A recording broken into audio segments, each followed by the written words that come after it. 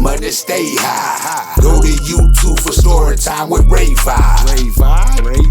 We say he's a great guy. Have a lot of fun telling you his life and blaze live. Stay high. I dare you tonight to what? To like, share, and subscribe. What is good, Vibe Gang? Welcome to the first episode of Story Time with Ray. I am so happy, so grateful for you guys that subscribed already. We're at 200, and I'll tell you right now, I got it right in front of me.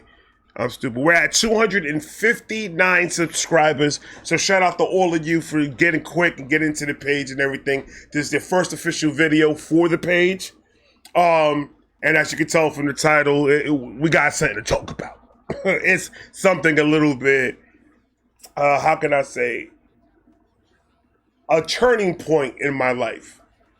So the way I'm doing it is I'm not doing it in chronological order. I'm just, whatever moves me that day, and I want to talk about, that's what we're going to do that day. So it's going to be jumping around all over the place, just because I'm not organized.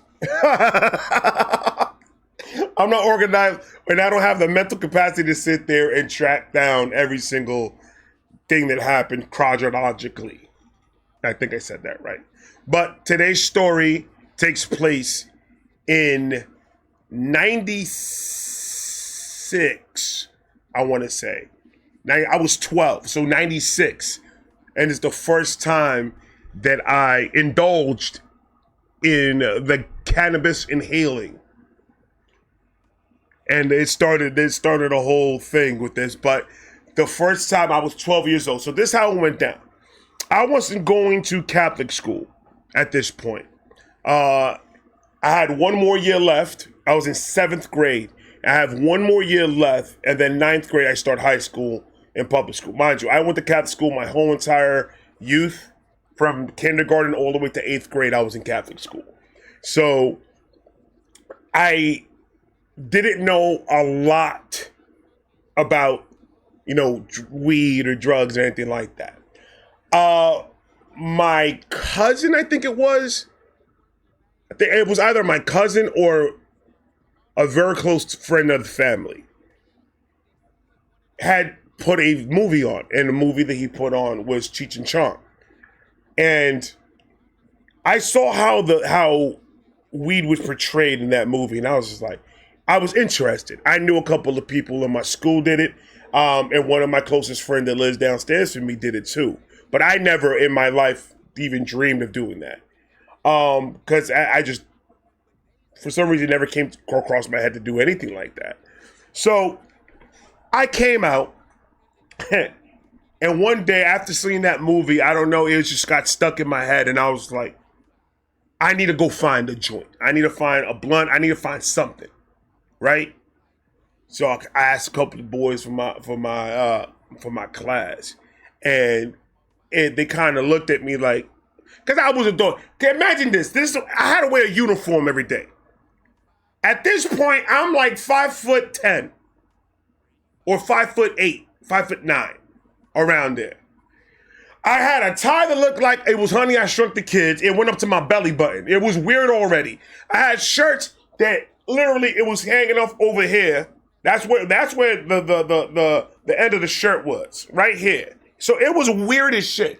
I looked like I was doing the Incredible Hulk without even trying. I had a mile of pants, and then I had 2 miles of tube socks with shoes that the only way that you could explain these shoes was I was walking on the road and had no shoes. Then I saw a homeless man and I said, ooh, ooh, I'm gonna steal him. That's what it was. That's what the song was. These shoes needed Jesus to give it a once-over. It needed the Holy Spirit in the soul. See what I did there? I looked, and I was absolutely 100% a dork, but I was a different type of dork. Oh, it was completely different. I had the whole baseball, basketball. Yeah, I got comic books. I got Spider-Man, the first edition, and it's amazing. I was one of those. But what helped me was I was funny. That's what helped the whole situation happen in that age group, in that school.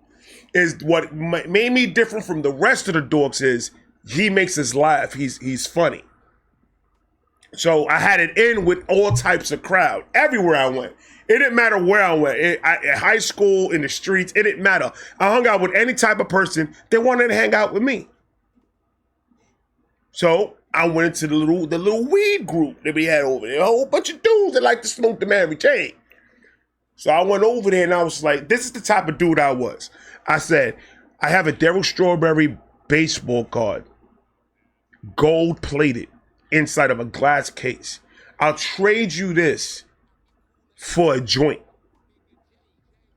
And 2 of the 3 laughed at me. And I didn't know what to do. In that situation, I never bought drugs a day in my fucking life. I didn't know what the fuck to do.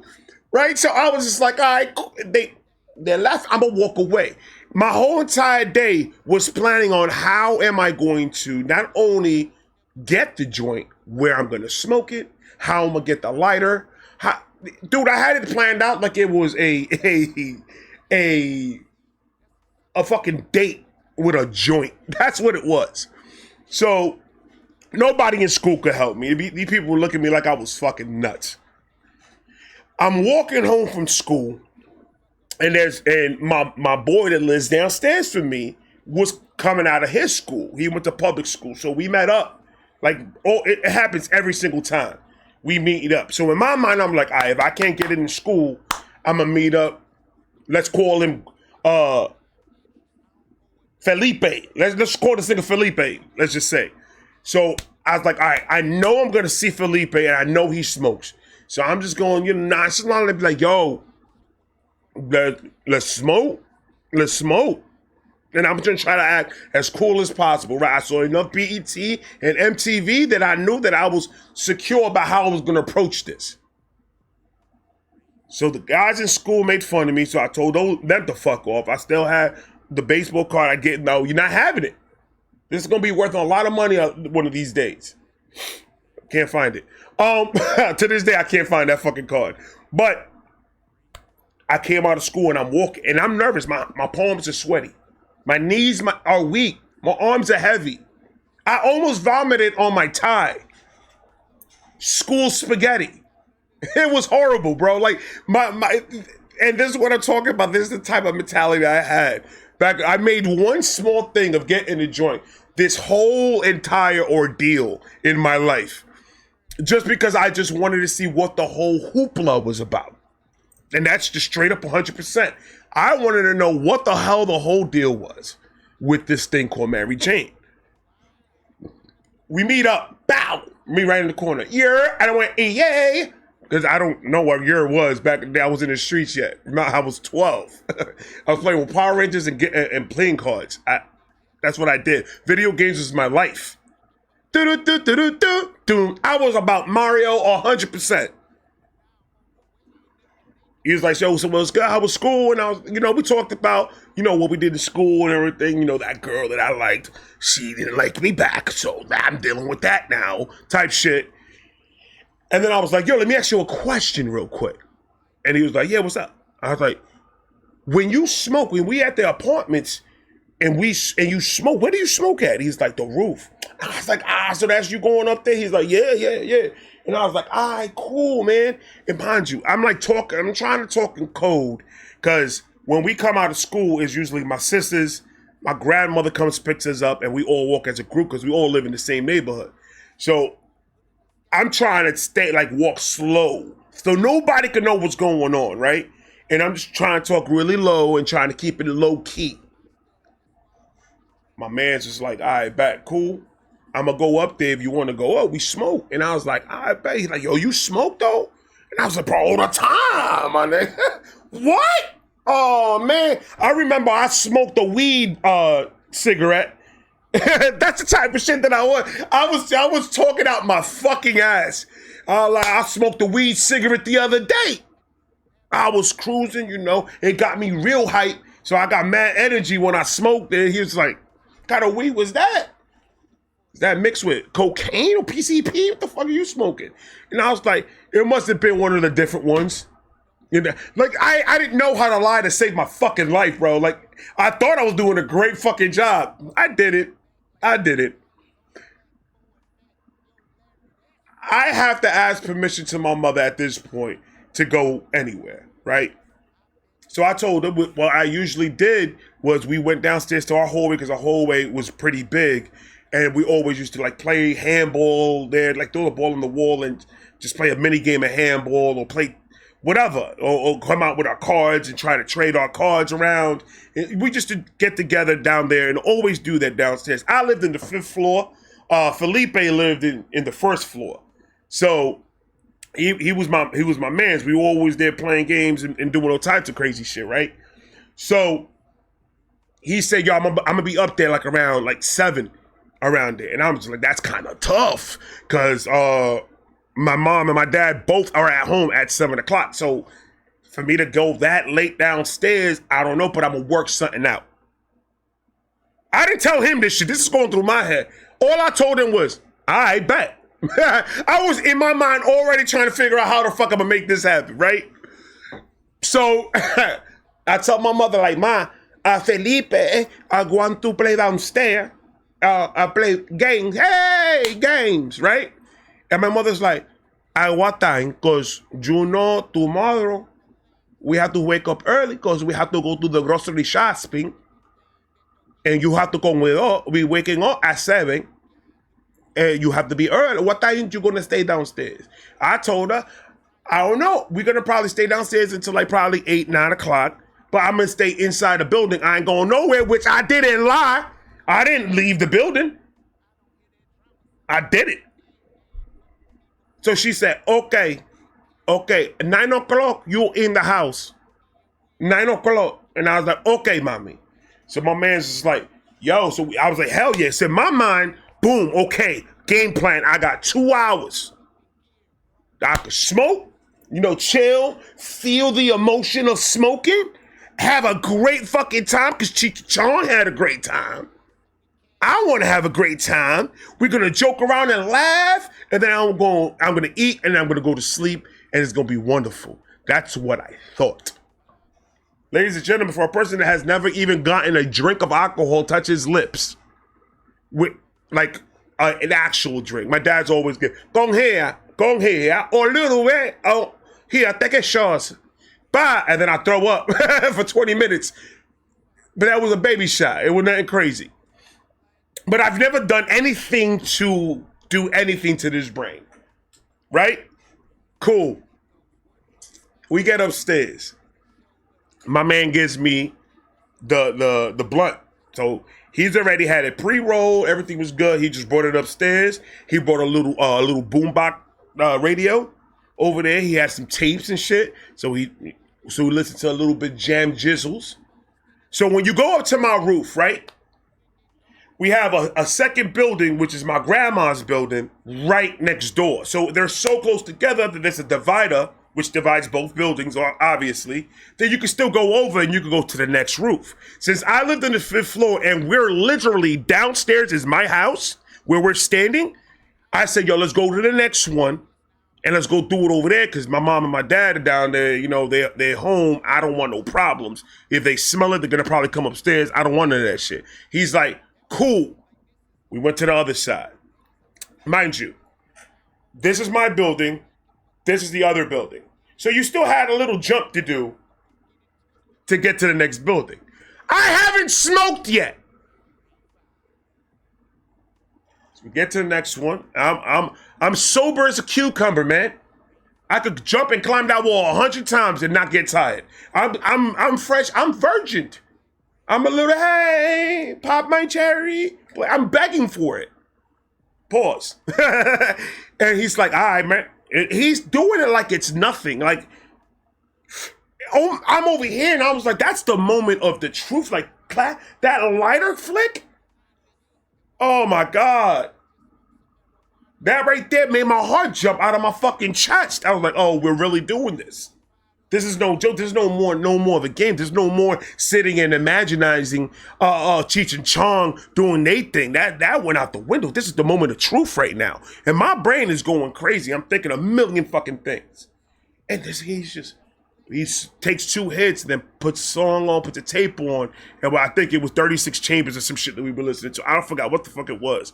But he was playing that shit. And I'm just like, yo, am I hood now? Am I in the hood for real? Like, no bullshit? Okay. Okay. So I'm feeling like really gassed up. Like I'm gonna go to school Monday. Motherfuckers, I'm gonna let them know everything that happened. Yo, I smoked, by the way. I already had the whole entire shit that I was gonna tell him. I smoked, right? Then my man was like, yo, you mad funny. So now I'm doing stand-up. Go ahead. Do something crazy. I wanted to throw it in their face that I didn't need their shit, right? So it's time for him to pass it to me. First of all, never in a million years have I ever thought I was ever gonna grab a joint or a blunt or a cigarette or anything.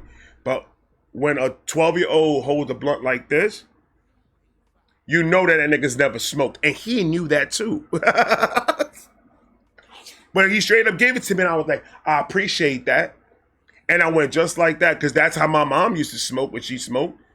That's how my aunts used to smoke. So I thought, I got to put it like that. That just to protect the lip so you won't burn your lip. So I ate that. Lit that bitch up. It went off and I'm over here trying to light and smoke like a motherfucker like this. Can you imagine how I fucking look? I didn't know what the fuck I was doing.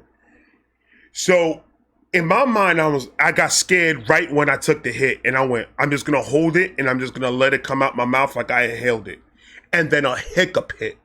Right when I took the hit, I held it and I was not gonna inhale it. I was gonna hold it in my mouth and blow. Like that. Look, I was about to do some stupid shit like that.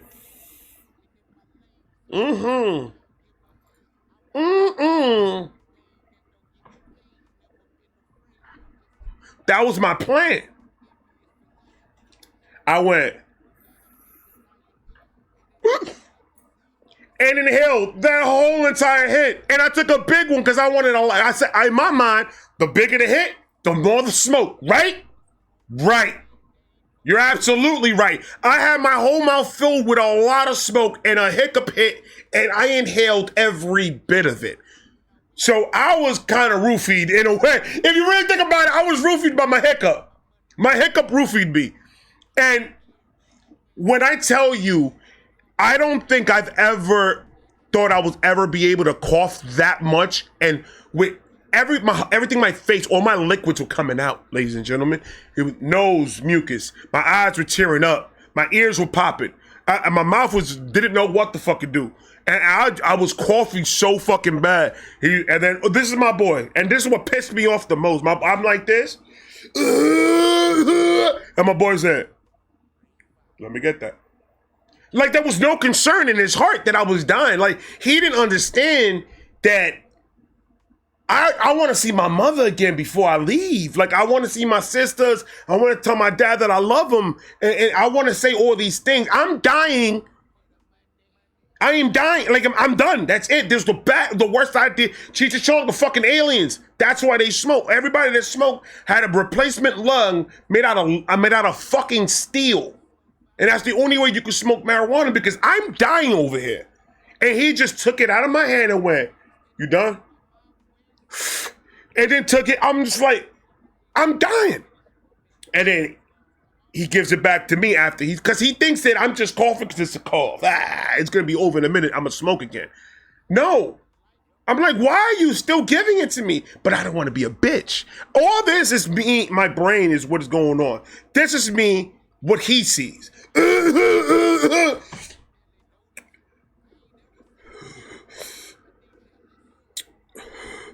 That's how I feel. My breathing got heavier. And I'm like, I can hear my heart. Never.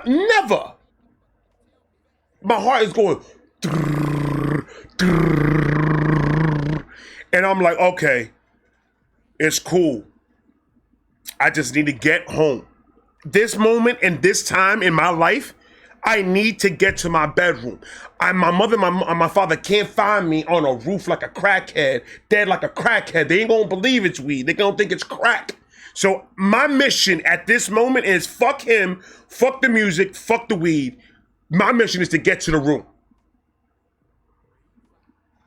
My mother's expecting me, so I'm like, it's gotta be like 9 o'clock already, because it felt, I'm so high, I don't know what time is anymore. Every time he's talking, he's like, yeah, so I'm like doing this right here. I'm trying to hold on to whatever it is that I'm sitting on, because his words are just slapping me. So I'm just like, because I don't know what he's saying.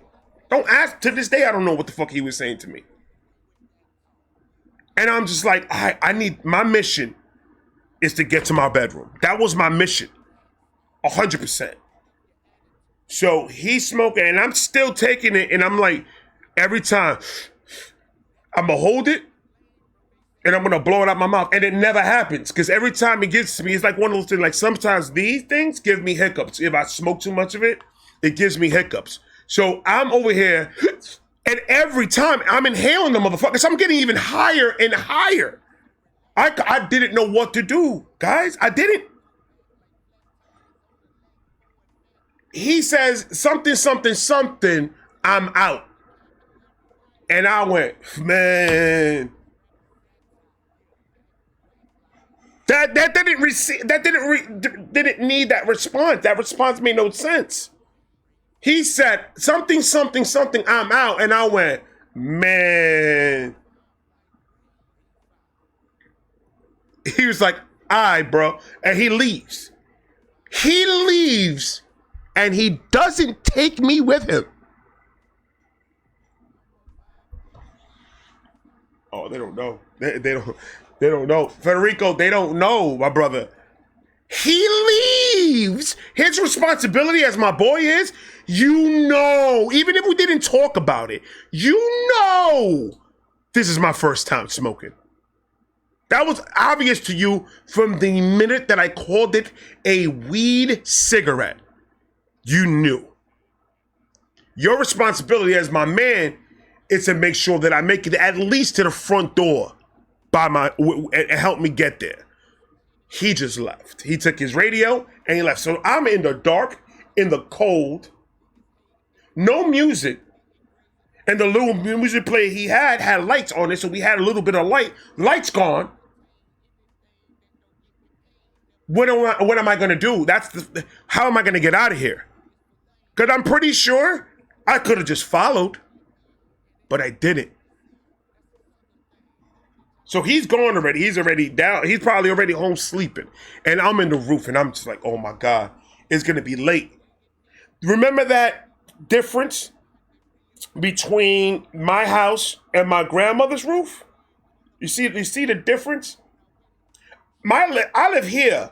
I'm over here at this point. High off my ass. So my job is, how am I going to get from where I'm at to there? There's no ladders. There's no stairs. We got over there. You know how? We jumped. So normal Ray would have just held on, jumped up, lifted, put my legs over and go. That's simple. No. Ladies and gentlemen, this is not one of those. The sun was already gone. It's pitch black dark in this fucking roof. I didn't even know where the fuck I was at. I was so high. I thought this is crazy. In my mind, he kidnapped me and took me to another borough and dropped me off in another roof because everything looked so new to me. And I was scared. So I grabbed the edge of my roof and I tried to put myself up, and I was so high that I couldn't do it. So I was like, I stood back and I was like, how about if I run at it, jump, and then do all that? I just need to get a sober moment to do it. And nothing. I couldn't get over it. I kept on looking. I kept on walking further into the roof, and I saw there was a gate that separated the roofs as well. That if I climb that gate, there's a little hole. I could slide through that hole, make it onto my roof, go down, open the door, go down the stairs, everything gravy. Right? Wrong. When I said it's gonna help me climb up, so I'm gonna climb up to the hole and sneak through. I didn't know how big I was until until I got close to that hole. And I was like, how the fuck did I think that I was gonna get in through that hole? It wasn't gonna happen. That hole was only gonna feel like an infant child. It's not gonna happen. So I was like, I'm fucked. I'm gonna stay in this roof and earn.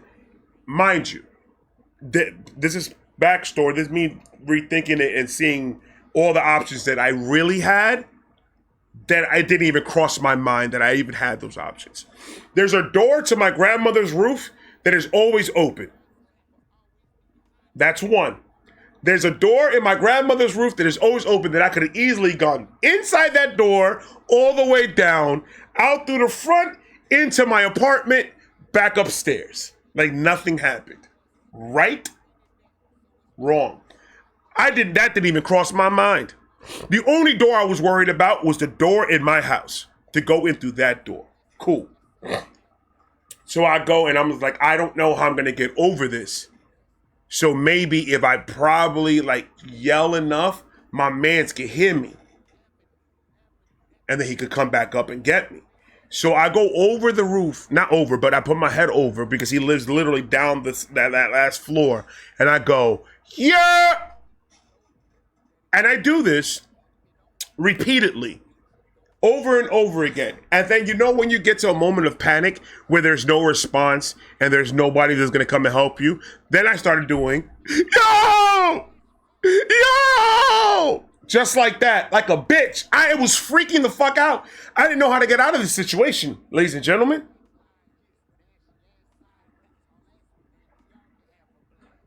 Somebody opens the door to my grandmother's house. Not my grandmother's, to my house. The door to come out of the roof.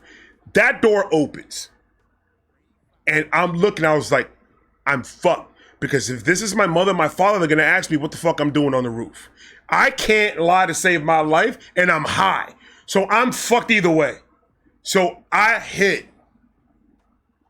I didn't care who was there. I heard footsteps, but I didn't care who the fuck was there. So I just hid like in a little corner. There was like there was like a, I wouldn't say storage thing, but there was like a little black box, a big box actually, that if you get to the corner, you can hide underneath it. So I hid underneath that shit because I didn't know what the fuck that was. The footsteps didn't sound human at the point. I thought it was aliens or something. I hear rumbling, and then the footsteps are fading away. The door closes and locks. So I said, oh, isn't that just a gem? Oh, you talk about panic. Panic didn't hit as hard as it hit that moment when I heard that door lock. Because in order to lock that door, you gotta pull it and you gotta jam the rod through. That hard that you could hear it from like down 2 flights. So I'm just like, oh, now I'm really fucked. Something in my head said, fire escape. Go down the fire escape, bro. Your bedroom is right there. What's the problem? At that moment, I shared bedrooms with my sisters. So next to the window is my older sister, my middle sister, and my third sister. And then I'm in the top bunk. So that wasn't gonna work either. So I'm out of ideas. I'm out of ideas completely. I finally find a way to get down from my grandmother's house. And it was like through a little, it's a fire escape, but it's not really because there's a balcony at the end of it and there's a ladder that goes down. So I just went down the whole thing. And then I had to walk the block around. A 12-year-old kid walking in that area like that. And every section that I go, it was a drug dealer or it was something going on in the block. So I had to walk this whole entire block by myself in order to get to the front door of my house. What's the problem? Don't have a key. I'm walking that whole block. People are like looking at me like they've never seen me before. Not that they've never seen me, but what the fuck am I doing out here? So I'm like, I was not paying attention to how much snitches are in the neighborhood. And there's a lot. I make it to the front of my house. The door's open. Thank fucking God the door was open. I go inside. Guess who's in the lobby downstairs, playing handball and playing with the kids and said, Felipe and all the rest of the kids from the building. It's over there, and I'm looking at him like, I'm sweating, bro. It looks like I've been through war, bro. And he was like, where you been? I ignored him completely, and I went up the stairs. And I got to the house. And I opened the door. My dad and my mom are eating. My sisters are in the living room. And I walk in. So my plan, go inside the bathroom.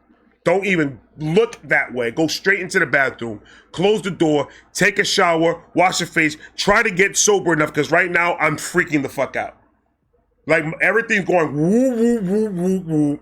I feel something in here that can't even explain what it was. So I took a shower. I did everything. Came out with the towel. Mama, papa, hello. And I go to my room to change. I change, I come outside. Dinner's on the table, I'm eating. And I gonna tell you one thing, ladies and gentlemen. The moment that spoon touched my mouth, I said, this is the most wonderfulest food I've ever eaten in my whole entire life of existing on earth. Oh, the best food ever. And I'm like, my mom and my dad are talking to me. We're all having a conversation, and I'm ignoring, and I'm just, and my mother's like, why is your eyes so red? You see? See, mama. See, mama. I was playing that shit. The only thing I could do was go off of whatever she was saying. Yes, I'm sick. Oh, my chulo. Oh, my chulo. Finish your fools and go to bed and go to sleep. Jess, mama. Jess. And I mean all three of my sisters. They already knew. They not stupid. How couldn't they not? My clothes was horrified, filled with the smell of marijuana. I didn't know that. When you high, you don't know you smell like weed. And I was high. I finished my plate and I go lay down in my bed. And that was a struggle by itself because I had a ladder I had to climb.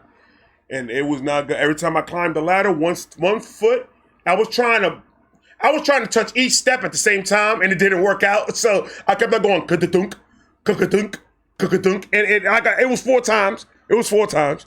And then I finally figured out 1, 2, 3, 4, and 4. I lay down on my bed, and I just looked in the sky. In 2.3 seconds, I snored. It was only 8:15. So I was only gone for about an hour.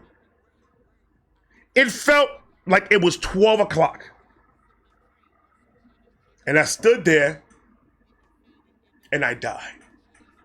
I got woken up at 11:30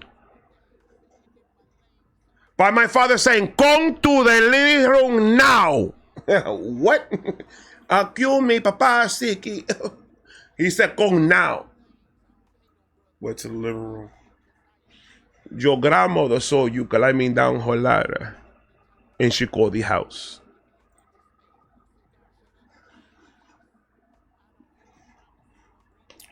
It totally lost me that my grandmother lived in that building. And that old lady always stays in the kitchen where the window's at, where the fire escape is at, where the balcony is at, where I have to go and jump down to go down the ladder. It never crossed my mind. She was there. She was there. And let's just say I never went downstairs to play handball or trade cards again. It was a weird experience. It was a humbling experience at the moment for me to slow my roll, but it also gave me a life lesson. Don't lie. Don't lie about that you used to do it because you're going to make yourself look that stupid. I'm going to tell you something right now. Me and that Felipe kid, after that, we slowly stopped becoming friends. I had resentment because he left me in the roof, and he was like, yo, he's really our dork. He really is a dork, but he's still funny. That was the story for tonight, guys. I love each and every one of you. Thank you so much for the love and support. Like always, like, comment, subscribe. Do all of that. And tomorrow's story is going to be even better. I love you guys. I'm out. Peace. Get money, stay high. Go to YouTube for story time with Ray Vi. We say he's a great guy. Have a lot of fun telling you his life and blaze live. Stay high. I dare you tonight to what? To like, share, and subscribe.